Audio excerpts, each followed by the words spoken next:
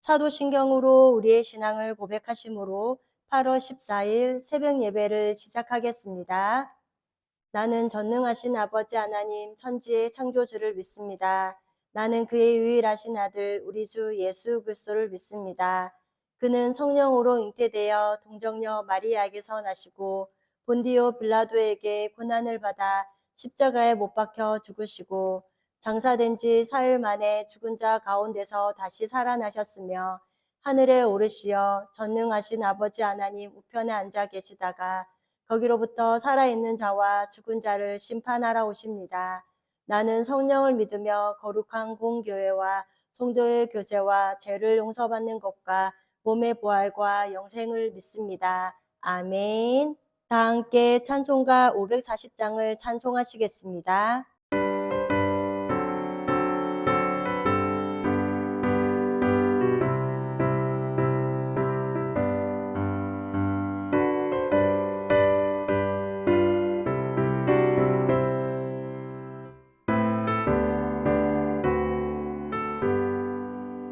주의 음성을 내가 들으니 살아난단 말일세. 믿는 마음으로 주께 가오니 나를 영접하소서. 내가 매일 십자가 앞에 더 가까이 가오니 구세주의 나를 정케 하소서. 주여 넓으신 은혜 베푸사 나를 받아주시고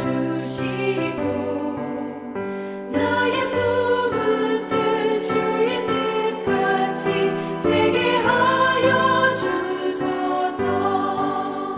내가 매일 십자가 앞에 더 가까이 가오니 구세주의 흘린 고백 비로소 나를 정케 하소서. 주의 보좌로 나아갈 때에 어찌하니 기쁠까. 주의 얼굴을 항상 배우니 더욱 친근합니다. 내가 매일 십자가 앞에 더 가까이 가오니 구세주의 흘린 고백 비로소 나를 정케 하소서. 우리 구주의 넓은 사랑을 증량할 자 없으며 주가 주시는 참된 기쁨도 헤아릴 수 없도다. 내가 매일 십자가 앞에 더 가까이 가오니 구세주의 흘린 고백 비로소 나를 정케 하소서.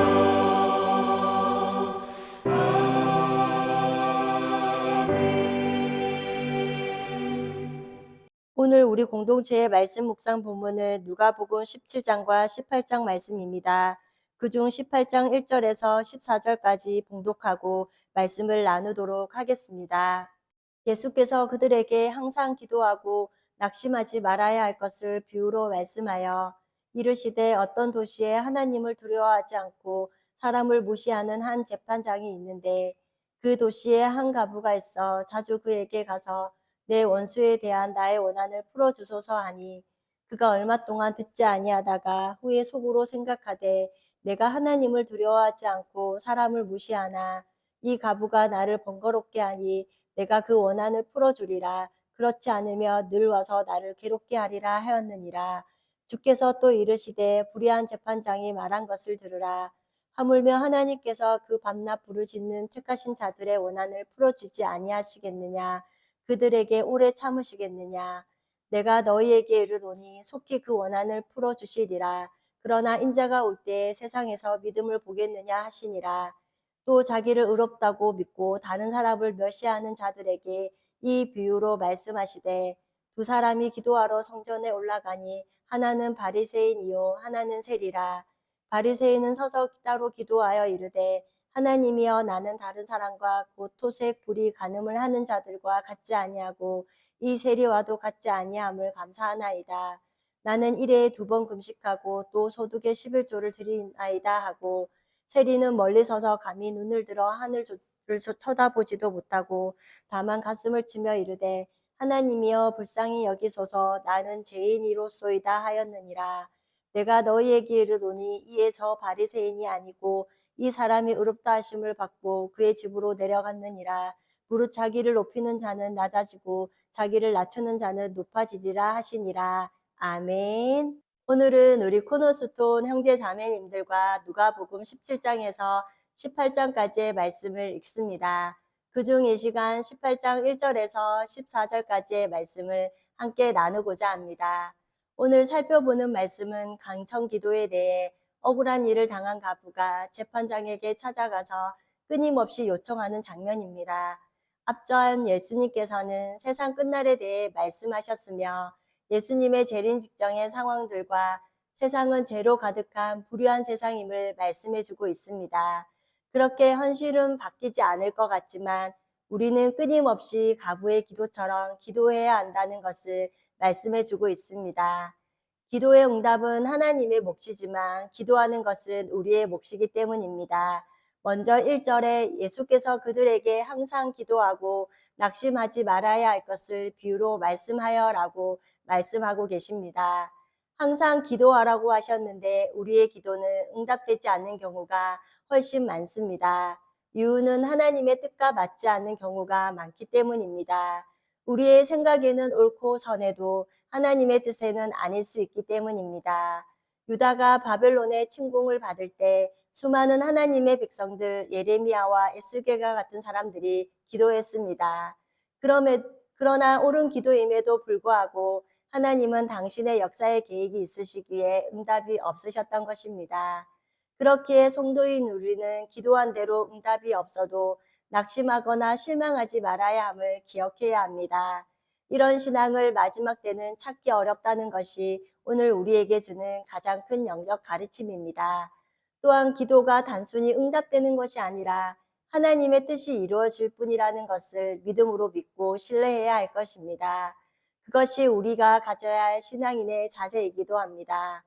그 다음 2절에서 8절까지의 말씀은 예수님의 불의한 재판관에 대한 비유의 목적은 믿음을 가지라는 것을 우리에게 알려주기 위함입니다. 이것은 기도하고 응답받으라는 내용이 아닙니다. 본문을 잘못 해석하면 끝까지 때를 쓰면서 기도하며 응답받을 것이기에 원한에 맺힌 것, 원하는 것을 기도로 해결보라는 말씀으로 잘못 이해하게 됩니다. 결국 이것은 기도 응답을 말하는 것이 아니라 끝까지 기도하는 삶을 사는 것이 믿음이라는 것을 알려주고 있습니다. 이것 또한 예수님이 공중으로 재림하시기 직전에 많은 교회와 성도들이 기도해도 응답이 없다는 생각 때문에 기도하지 않음을 지적하는 말씀이기도 합니다. 그리고 2절에서 8절까지의 말씀은 불의한 재판관과 하나님에 대해 말씀하고 있습니다. 디모데후서 4장 8절에 곧 의로우신 재판장이 그날에 내게 주실 것이며 그리고 시편 7편 11절 말씀에도 하나님은 의로우신 재판장이시며 라고 말씀하십니다. 이렇게 우리 하나님은 의로운 재판장이 되십니다. 성도는 가부나 고아처럼 내버려진 존재가 아닙니다. 예수님의 핏값으로 산 하나님의 자녀들입니다. 고쳐지지 않을 것 같고 벽에 서 있는 것 같고 현실을 봐도 그렇고 우리의 어려움을 봐도 그렇고 주님께 돌아오지 않는 가족을 보아도 그렇고 믿지 않는 사람들을 보아도 그렇습니다. 어쩌면 여리고성보다 더 단단해 보이는 이 현실을 향해 우리가 기도할 때 때로는 낙심할 때가 있습니다. 사탄은 밀가부르듯 우리에게 내가 기도해서 달라진 게 무엇이냐며 속삭이기도 합니다. 이렇게 우리를 끊임없이 낙심케 하고 좌절케 만듭니다. 그러나 주님께서는 과부가 재판에게 이길 가능성도 없고 어쩌면 과부를 힘들게 한 사람은 강력한 능력을 가진 사람일 수도 있는데 재판장도 이 상황을 잘 알고 있어서 재판의 결과가 정해져 있는 것일 수도 있지만 그러나 힘없고 연약한 과부가 끊임없이 재판장을 찾아 졸라댈 때 귀찮아서 못 참겠다 생각하여 그래서 과부의 손을 들어줌을 즉 이런 현실의 삶을 빗대어 우리 주님께서는 기도에 대해 말씀해 주셨습니다. 이렇게 우리도 하나님의 뜻에 따라 기도할 때 우리의 의로운 재판장 되시는 하나님께서 하나님의 자녀된 우리를 고아와 같이 내버려 두지 않으시고 하나님의 뜻에 따라 응답해 주실 것을 믿습니다. 그리고 7절의 말씀에 보면 하물며 하나님께서 그 밤낮 부르짖는 택하신 자들의 원한을 풀어주지 아니하시겠느냐 그들에게 오래 참으시겠느냐라고 말씀하십니다. 밤낮 어디서나 우리는 기도해야 합니다. 다윗을 보면 숲속에서 굴속에서 침상에서 광야에서 밤낮 어디서나 기도하는 사람이었습니다. 우리 또한 정해진 장소에서 그리고 밤낮 쉬지 않고 어디서나 기도하는 하나님의 자녀들이 될 수 있기를 원합니다. 그리고 주님은 인자가 올 때 세상에서 믿음을 보겠느냐라고 하시니라라고 말씀하십니다. 세상 마지막 때는 속히 그 원한을 풀어주시는 하나님을 신뢰하고 믿음으로 기도하는 사람을 찾기가 어렵습니다. 그런데 우리 주님은 내가 다시 올 때까지 믿음을 가지고 기도하라는 것입니다. 그렇다면 마지막 시대를 살아가는 우리는 무엇을 위해 기도해야 할까요? 먼저 죄에 넘어지거나 시험에 들지 않기를 위해 거룩한 삶을 살기 위해 기도해야 할 것입니다. 그 다음은 우리가 맡은 사명 감당을 위해 기도해야 할 것입니다. 그 다음은 주님의 마음과 심정을 소유하고 헤아릴 수 있도록 기도해야 할 것입니다. 또 기도해야 할 것은 주님이 오시는 발자국 소리가 가까워진 이때에 성령 안에서 깨어 있기를 위해 날마다 기도함이 무엇보다 필요합니다. 그 다음 9절에서 14절까지의 말씀은 당연한 것을 가지고 신앙이라고 생각하거나 자랑하지 말아야 할 것입니다. 당연한 것을 가지고 자랑하는 것은 미성숙하다라고 말할 수 있을 것입니다. 11절에 바리새인은 서서 따로 기도하여 이르되 하나님이여 나는 다른 사람들 곧 토색 불이 가늠하는 자들과 같지 아니하고 이 세리와도 같지 아니함을 감사하나이다라고 말씀합니다. 세상 사람들과 비교하여 낫다는 것을 자랑하지 말고 12절에 나는 일에 2번씩 금식하고 또 소득의 11조를 드리나이다 하고 신앙생활의 기본적인 것을 가지고 성도라면 물질이 하나님께로부터 왔음을 고백하며 11조를 드리는 것은 당연한 것입니다. 믿음의 표현으로 드려야 하는 것을 드렸을 뿐입니다. 그런데 이것을 자랑하며 자신의 공로를 세우고 있는 것은 정상적이지도 성숙하지도 못한 모습입니다. 또한 늘 유창한 기도를 하는 사람들, 끊임없이 사람들에게 보여주기 위해 기도하는 바리새인의 기도와 그리고 정말 기도라고는 어눌해서 한마디 말도 제대로 할 줄 모르는 그런 세리의 기도를 놓고 하나님께서는 어느 기도를 들으시겠냐는 것입니다. 당시 바리새인은 이렇게 기도합니다. 성전에 올라가서 기도할 때 서서 따로 기도합니다. 본인은 조금 다른 자리, 다른 사람들 눈에 더 잘 띄는 자리일 것입니다. 그렇기에 기도하는데 감사부터 시작합니다. 감사부터 하는 기도는 정말 좋은 기도입니다. 하나님이여 나는 다른 사람들 곧 토색 불이 간음하는 자들과 같지 아니하고 이 세리와도 같지 아니함을 감사하나이다. 감사의 기도로부터 시작해서 그럴듯합니다. 남들이 볼 때 믿음이 좋은 사람들입니다. 그런데 불의한 사람과 같이 살고 있지 않아서 감사하다는 것입니다. 항상 기도하라고 하신 말씀과 같이 감사는 능력이며 좋은 것입니다. 기도 전에 감사부터 시작하는 것은 정말 좋은 것입니다. 그러나 감사의 내용과 감사의 동기가 무엇이냐는 것입니다. 바리새인들이 감사하고 있는 것을 이들과 같지 않아서 감사하다는 것을 말하고 있습니다. 이렇게 주님은 바리새인들의 문제점을 드러내고 있습니다. 겉으로는 바리새인들이 괜찮은 사람이고 훌륭한 사람들입니다. 그런데 자신의 욕심을 멈추지 못하고 심각하게 영적인 눈이 어두워져 있는 상태입니다. 그러나 13절에 세리는 멀리 서서 감히 눈을 들어 하늘을 쳐다보지도 못하고 다만 가슴을 치며 이르되 하나님이여 불쌍히 여기소서 나는 죄인이로소이다 하였느니라 라고 합니다. 세리는 자신이 죄인임을 알고 기도한다는 게 가슴만을 치며 눈물만 쏟고 있는 것입니다. 이렇게 연약한 존재가 은혜 받고 살고 있음을 알았습니다. 우리가 자랑을 한다면 고린도후서 11장 30절 말씀과 같이 내가 부득불 자랑할진대 내가 약한 것을 자랑하리라 라고 말씀합니다. 이 약한 존재를 붙들어 주시는 하나님의 은혜를 자랑하고 세상 사람들처럼 당연한 것도 지키지 못한 연약한 존재를 붙들어 주셔서 당연한 것을 지키도록 하시는 은혜를 감사하고 자랑하는 우리 코너스톤 형제자님 예인님과 제가 되기를 소망합니다. 14절에는 내가 너희에게 이르노니 이에 저 바리새인이 아니고 이 사람이 의롭다 하심을 받고 그의 집으로 내려갔느니라. 무릇 자기를 높이는 자는 낮아지고 자기를 낮추는 자는 높아지리라 하시니라 라고 말씀합니다. 이것은 자신이 죄인입니다. 그 한마디로 의로운 기도가 되는 것입니다. 주님이 누구이신지를 아는 바른 관계가 의로움일 것입니다. 세리는 주님 앞에서 한낱 고개조차도 들 수 없는 죄인이라는 것을 아는 사람으로서 예수님 앞에서 자신이 죄인임을 인정했고 주님 앞에서 자신의 죄를 회개했다는 것입니다. 이렇게 불쌍히 여김을 받는 사람이 주님의 나라에 들어갈 수 있을 것입니다. 의인은 없나니 하나도 없습니다. 그렇지만 주님 앞에서 의로움이라 주님 앞에서 내가 누구이며 주님이 누구이신지를 아는 바른 관계가 의로움일 것입니다. 그런데 바리새인들은 저들보다 낫게 해주셔서 감사하다는 것을 말씀하고 있습니다.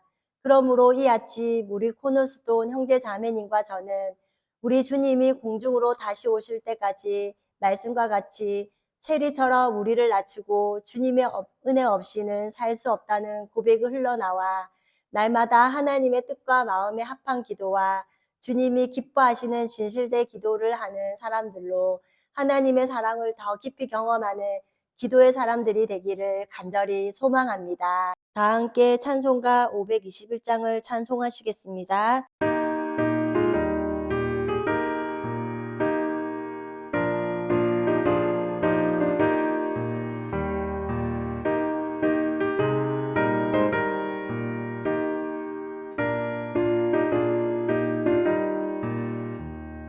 구원으로 인도하는 그분은 참 좋으며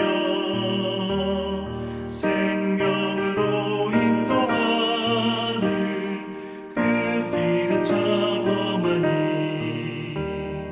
우리 몸에 짊어 있는 그 더러운 죄짐을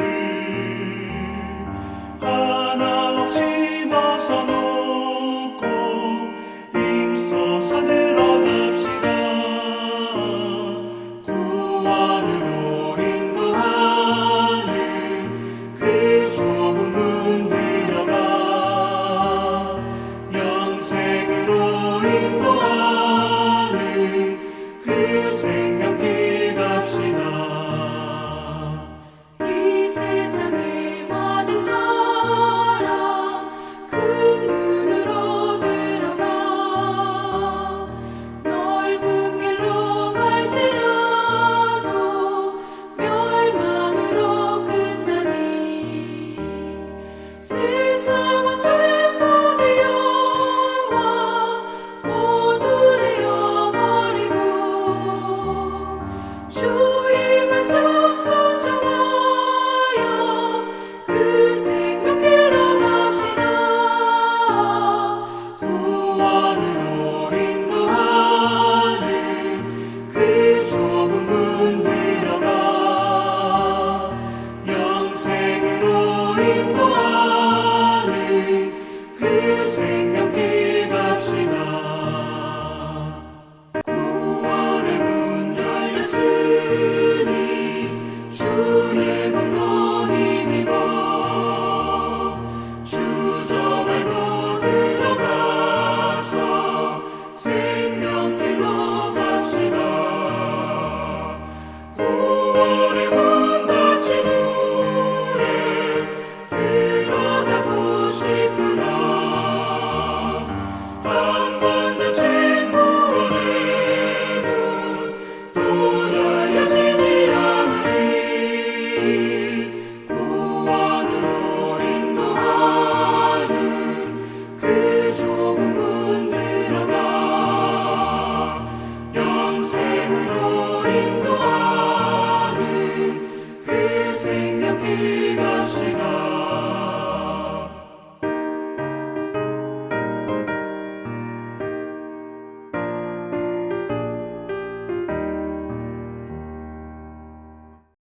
함께 기도하시겠습니다.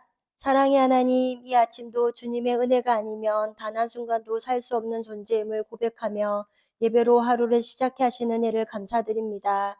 오늘 누가복음 18장 말씀을 통해 주님 오심이 가까워진 이때에 하나님의 뜻이 이루어질 것을 믿음으로 믿고 신뢰하며 항상 기도해야 함을 알았습니다. 또한 물과 성령으로 거듭난 하나님의 자녀들로 나 자신이 바리새인이 되지 않게 하시고 누구보다 내가 낫다는 거짓된 신앙이 아니라 주님 앞에 고개조차 들 수 없는 죄인임을 고백하며 주님 다시 오실 때까지 하나님의 뜻에 따라 겸손하고 진실되게 기도함으로 주님의 긍휼하심을 읽고 살아가는 우리 코너스톤 성도님 모두가 되게 하옵소서. 지난주 거룩한 성 새 예루살렘이라는 제목으로 말씀을 듣게 하시니 감사합니다. 이전 것은 기억되거나 마음에 생각나지 아니하는 성읍이며 생명수 샘물을 목마른 자에게 값없이 주는 곳임을, 또한 신부가 남편을 위하여 단장한 것과 같이 약속대로 하나님의 의가 있는 새하늘과 새 땅을 바라볼 수 있도록 말씀을 통해 깨닫는 기쁨을 주셔서 감사합니다. 예수 그리스도를 믿는 자들에게 주신 영생을 약속받은 사람답게 우리 모두는 오늘도 삶의 자리에서 정직하고 성실하게 살아가게 하옵소서. 그러므로 새하늘과 새 땅에서 성도가 살 곳은 거룩한 성이요 평화의 성읍인 새 예루살렘을 믿음으로 바라보며 예루살렘을 사랑하며 평안을 위해 늘 기도하게 하옵소서. 악한 세상 가운데 좌우로나 우로나 치우치지 않고 우리에게 약속하신 주님의 날이 임하기를 간절히 사모하며 믿음으로 살아가는 복된 하루가 되기를 기도하며 우리를 죄에서 구원하여 주신 예수님의 이름으로 기도드립니다. 아멘. 이 시간 합심으로 기도할 제목을 나눕니다. 나의 가족, 사랑하는 부모님, 배우자, 자녀의 구원과 흔들리지 않는 믿음을 위해 자신의 믿음과 성령 충만함과 능력 있는 삶, 경건한 삶을 살도록, 그리고 지난주일 들었던 말씀을 기억하며 교회를 이끌어 가시는 사랑하는 담임 목사님과 사역자들을 위해 소그룹 원들을 위하여 8월 마지막 주부터 진행될 요한계시록 성경 공부와 목회자 세미나를 위해 그리고 각자 가지고 계신 기도의 제목을 놓고 기도하시기를 바라며 오늘도 주 안에서 승리하십시오.